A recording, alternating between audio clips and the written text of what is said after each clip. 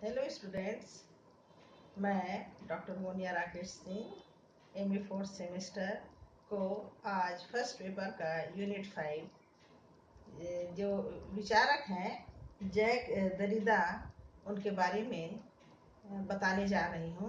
तो सबसे पहले हम देखेंगे उत्तर आधुनिकतावाद में अर्थात पोस्ट मॉडर्निज्म में जैक दरिदा का क्या योगदान है। इसके लिए हम सबसे पहले उत्तर आधुनिकता का अर्थ समझ लेंगे। उत्तर आधुनिकता के दो अर्थ बताए गए हैं। पहला है यह एक सिद्धांत के रूप में अध्ययन का विशिष्ट स्वरूप प्रस्तुत करता है, और दूसरे अर्थ में बताया गया है कि उत्तर आधुनिकता वैकल्पिक समाज व्यवस्था के स्वरूप को प्रस्तुत करता है। तो इस प्रकार हम कह सकते हैं कि उत्तर आधुनिकतावाद एक व्यवस्था है जो आदर्श प्रारूप के अमूर्त निर्माण का प्रयास करता है। उत्तर आधुनिकतावाद पूंजीवादी देशों की जीवन पद्धति से जुड़ा हुआ है। इसका एकमात्र उद्देश्य आधुनिकता के जो तथ्य और जो सिद्धांत हैं उन्हें उखाड़ फेंकना होता है। कुछ विद्वानों का कहना है कि उत्तर आधुनिकता एक प्रकार की अराजकता या बुराई है जो समाज के औद्योगिक उत्पादन या उपभोक्तावाद से जुड़ा हुआ है। मानवीय मूल्य और मानक को इसमें नकार दिया जाता है। वर्तमान समय में समाज विज्ञान में उत्तर आधुनिकता एक फैशन के रूप में लोकप्रिय हो रहा है। उत्तर आधुनिकता शब्द का प्रयोग ही व्यक्ति को आधुनिकतम बना देता है। उत्तर आधुनिकता उस रंग के समान है जिसे किसी भी वस्तु पर लगाया जा सकता है, और इसका रंग लग जाने पर अर्थात उत्तर आधुनिकता या आधुनिकता कहें, उसका रंग लग जाने पर जिसे कभी किसी भी वस्तु पर लगाया जा सकता है और इसमें घटिया वस्तु में भी निखार आ जाती है। तो वास्तविकता यह है कि उत्तर आधुनिकता एक तरह का फैशन है, तो दूसरी तरफ एक ऐसा छलवा या भ्रमजाल कह सकते हैं जो एक व्यक्ति को कहीं का नहीं रहने देता है। उत्तर आधुनिकता की यह विचारधारा वह है जो आधुनिकता के साथ जुड़े हुए संपूर्ण वास्तविक या संपूर्ण सामाजिक स्वरूपों को कर देती है। एक प्रकार से उत्तर आधुनिकता आधुनिकता को अस्वीकार करती है। उत्तर आधुनिकता के प्रति कुछ अवधारणाएं बताई गई हैं जो निम्न है। इसमें पहला है कला दिन प्रतिदिन के जीवन से भिन्न नहीं होती। कला न तो कोई वैकल्पिक जगत है और न केवल कला के लिए। कला सिर्फ समाज विज्ञान और प्रतिदिन के जीवन से जुड़ा हुआ है। दूसरा है उत्तर आधुनिकता सोपानिक विचारधारा को स्वीकार नहीं करती है। इसकी मान्यता है कि संस्कृति है, इसे वर्गों में बांटा नहीं जा सकता है। तीसरी बात बताई गई है, ल्यूटार्ड ने बताया है कि यह विचार कोई आधुनिकता को अस्वीकार करती है, और उत्तर आधुनिकता जीवन के सभी क्षेत्रों में फैली हुई है। और लास्ट है उत्तर आधुनिकता उन सिद्धांतों की विरोधी है जो परंपरागत रूप में भव्य और विशाल समझे जाते हैं। उत्तर आधुनिकता की कुछ परिभाषाएं बताई गई हैं, जिसमें एंथनी गिडेंस ने बताया है उत्तर आधुनिकतावाद का विश्वास है कि समाज का इतिहास या प्रगति द्वारा नियंत्रित नहीं होता। उत्तर आधुनिकता समाज बहुलवादी और विविध होता है। इस समाज के विकास का मार्गदर्शन महान वृत्तांत नहीं करते हैं। दूसरी परिभाषा जॉर्ज रिडजर ने बताई है। वो लिखते हैं उत्तर आधुनिकता वह विशाल अवधारणा है जिसमें ऐतिहासिक काल, नवीन सांस्कृतिक तत्व और सामाजिक दुनिया के बारे में एक नए प्रकार का सैद्धांतिकरण सम्मिलित है। तो इस प्रकार हम कह सकते हैं परिभाषाओं के आधार पर कि उत्तर आधुनिकतावाद पर टिप्पणी इसलिए करते हैं क्योंकि किसी भी विद्वान के विचार और आधुनिकता को परिभाषित नहीं करते, बल्कि उस पर एक टिप्पणी करते हैं। वैसे ये चिंता की बात नहीं है, क्योंकि आने वाले समय में उत्तर आधुनिकता का विकास होगा और हमें और बहुत सारी परिभाषाएं सटीक रूप में पढ़ने को और सुनने को मिलेंगी। आधुनिकता को पुनर्जागरण के संदर्भ में देखा गया है। कुछ विद्वानों ने आधुनिकता को एक प्रक्रिया के रूप में माना, तो कुछ ने एक प्रतिफल के रूप में माना है। आधुनिकता ने पूंजीवाद को जन्म दिया। पूंजीवादी समाज में असमानता एवं शोषण का उदय हुआ। असमान वितरण ने अन्याय को बढ़ावा दिया, जिसके कारण समाज में आर्थिक विषमता, वर्ग संघर्ष, अपराध, भ्रष्टाचार, नैतिक मूल्यों में गिरावट, व्यक्तिवादिता, सामाजिक विघटन, आत्महत्या, प्रतिस्पर्धा, स्वार्थपरता, पर्यावरण प्रदूषण आदि बुराइयां उत्पन्न हुई हैं। और इन बुराइयों के कारण ही अमेरिका, फ्रांस और ब्रिटेन के विद्वानों ने आधुनिकता की कड़ी आलोचना या हम कह सकते हैं कि निंदा की और एक नए समाज की कल्पना की जो इन बुराइयों से मुक्त रहेगा। अब उत्तर आधुनिकता और आधुनिकता में हम अंतर स्पष्ट करेंगे और ये अंतर निम्नलिखित है। पहला है, आधुनिकता ने विज्ञान को महत्व दिया और उत्तर आधुनिकता ने मानवतावाद को महत्व दिया है। दूसरी बात है, आधुनिकता के अंतर्गत तर्क को प्रधानता दी गई है, जबकि उत्तर आधुनिकतावाद ने भावना को प्रधानता दी है। तीसरी है बात, आधुनिकता को विवेकशीलता से जोड़ा जाता है, जबकि उत्तर आधुनिकता अविवेकी है, अर्थात इसमें लचीलापन होता है। नेक्स्ट है, आधुनिकता ने प्रतिस्पर्धा को महत्व दिया है, जबकि उत्तर आधुनिकता सहयोग को महत्व प्रदान करती है। नेक्स्ट है, आधुनिकता के अंतर्गत विशिष्टीकरण को महत्व दिया जाता है, जबकि उत्तर आधुनिकता के अंतर्गत संपूर्ण वाद को महत्व दिया जाता है। नेक्स्ट है, आधुनिकता में व्यक्तिवाद को महत्व दिया जाता है, जबकि उत्तर आधुनिकतावाद में सामूहिकता को महत्व दिया जाता है।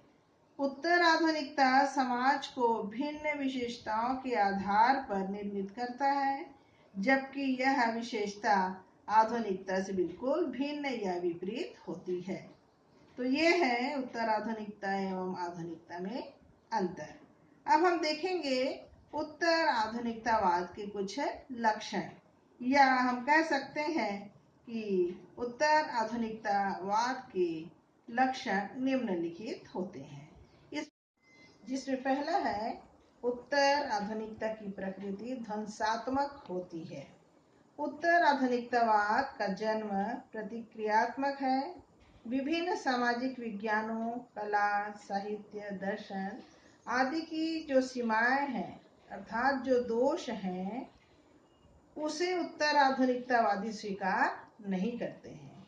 उत्तर आधुनिकतावाद उस युग का अंत मानता है जो ज्ञान की विशेषताओं को कैद में रखता है, अर्थात उत्तर आधुनिकतावाद में इन सभी कृत्रिम सीमाओं को या कृत्रिम दोषों को समाप्त कर एक नए संदर्श को या संश्लेषणात्मक वाद को स्वीकार करता है। उत्तर आधुनिकतावाद जो है, यह नारी आंदोलन, परंपरागत सिद्धांतों को नए रूप में प्रस्तुत करता है।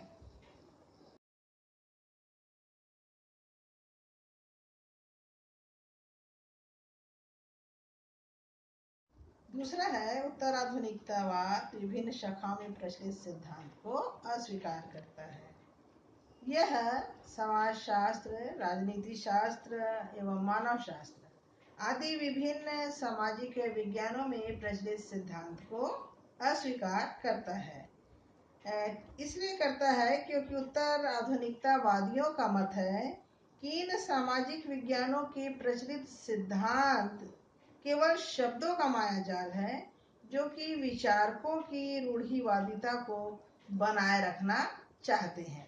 इसलिए यह विभिन्न ज्ञान की शाखाओं में प्रचलित सिद्धांत को अस्वीकार करता है। तीसरी बात हम देखेंगे, यह मार्क्सवाद एवं प्रकार्यवाद का विरोधी है।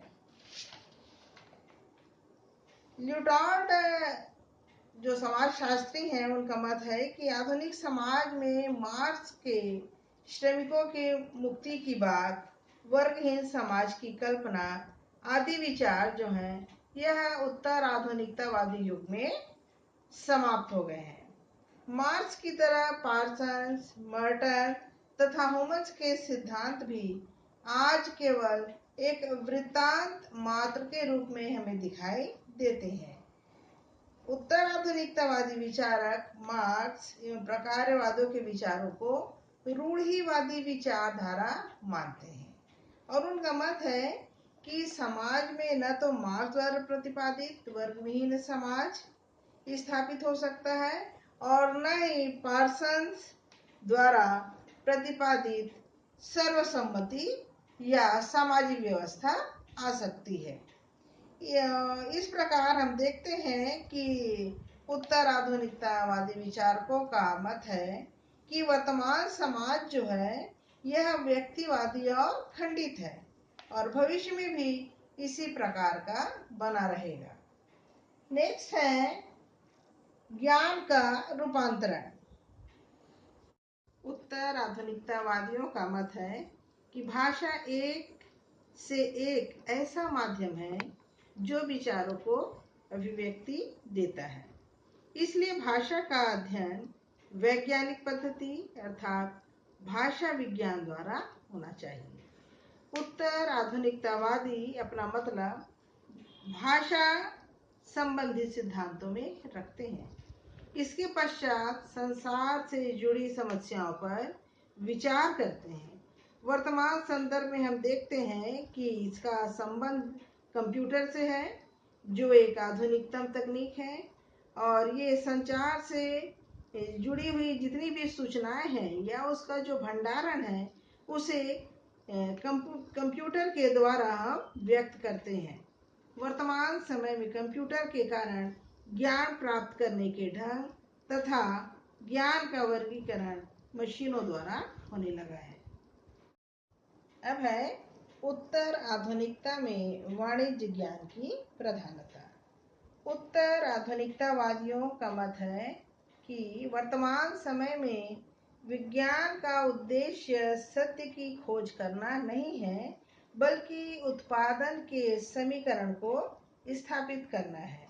वैज्ञानिकों तथा उपकरणों को ज्ञान हेतु नहीं खरीदा जाता बल्कि इनके क्रय करने का उद्देश्य प्रतिष्ठानों के मालिकों को अधिक से अधिक शक्ति प्रदान करने हेतु किया जाता है। उत्तर आधुनिकता के संदर्भ में विज्ञान का लक्ष्य जो है सत्य की खोज से हटकर अधिक से अधिक उत्पादन करना है।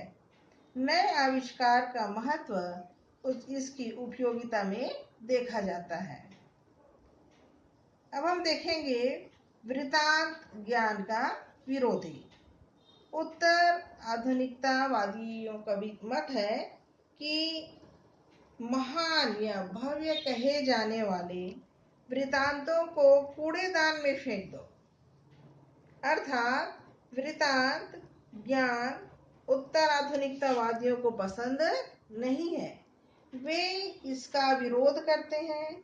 वृत्तांत ज्ञान में कथाएं, मिथक, लोकप्रिय कहानियां सम्मिलित होती हैं और उत्तर आधुनिकतावादियों का मत है कि ये भी वृत्तांत जो है समाज की रूढ़ियों, परंपराओं और बुराइयों को मजबूती प्रदान करती है।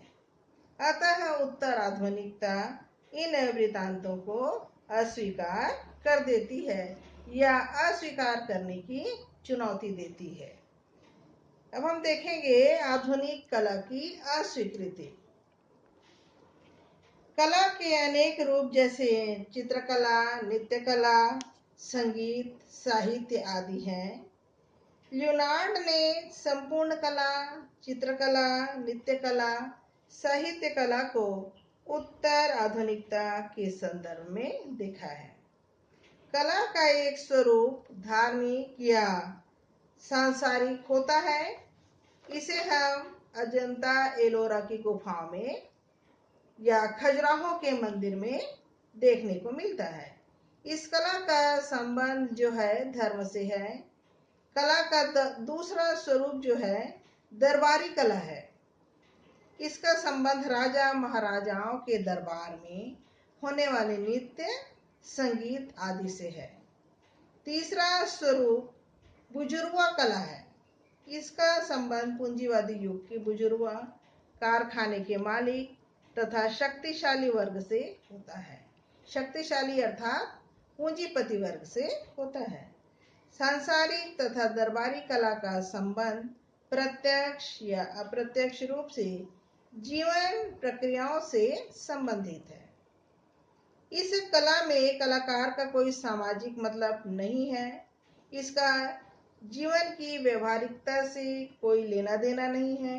यह कला जो है यह सिर्फ सौंदर्य पासना मात्र है, अर्थात जीवन के उतार चढ़ाव से कोई संबंध न होने के कारण उत्तर आधुनिकतावादी इसे अस्वीकार करते हैं।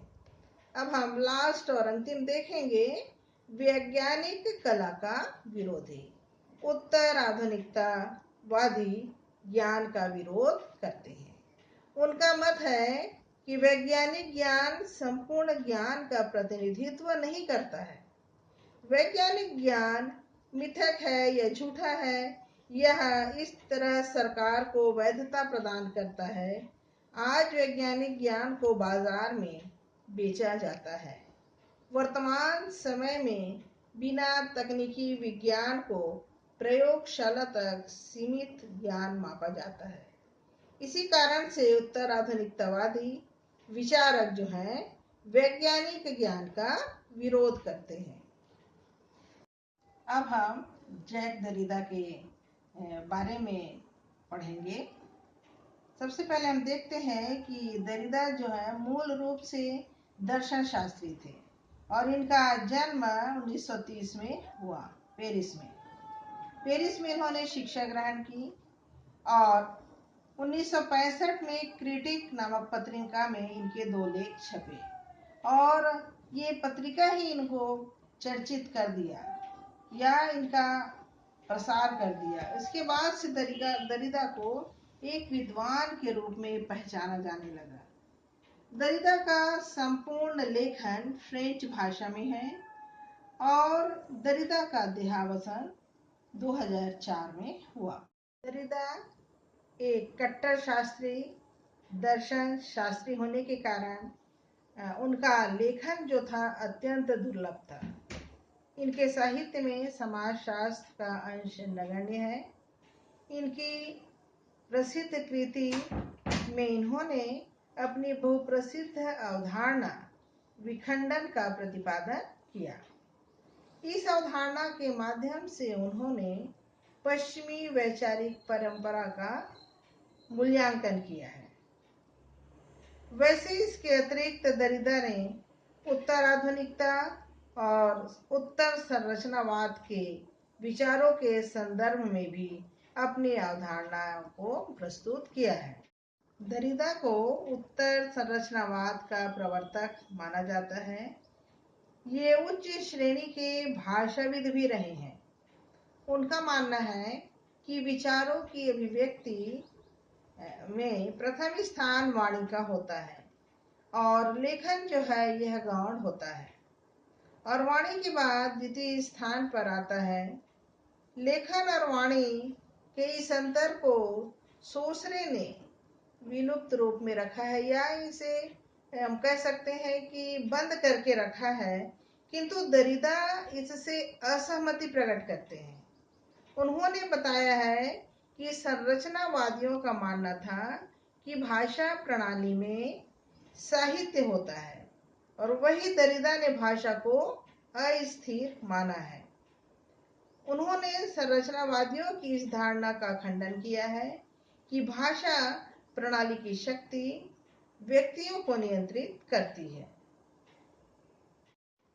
इसी आधार पर दरिदा ने विखंडनवादी विचारधारा को प्रस्तुत किया है और उत्तर संरचनावाद के रूप में विखंडनवाद को स्पष्ट किया है, जिसके ने बाद में उत्तर आधुनिकता को जन्म दिया है। अब हम देखते हैं कि विखंडन जो है यह पश्चिमी दर्शन में व्याप्त तत्व मीमांसा या मेटाफिजिक्स का विरोध करता है। दरिदा के अनुसार पश्चिमी दर्शन में व्याप्त मीमांसा या रियलिटी की खोज करती है। यह यथार्थता स्पष्ट नहीं है। दरिदा का यह भी मानना है कि पश्चिमी दर्शन की तत्व मीमांसा जिस संकेत का उल्लेख करती है वह झूठ पर आधारित है, इसलिए इस तत्व मीमांसा का हमें खंडन करना चाहिए।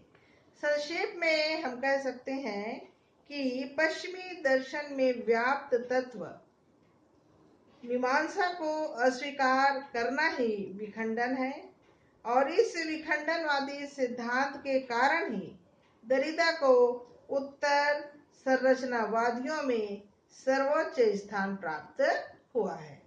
इनकी कुछ प्रमुख कृतियां हैं जो इस प्रकार है।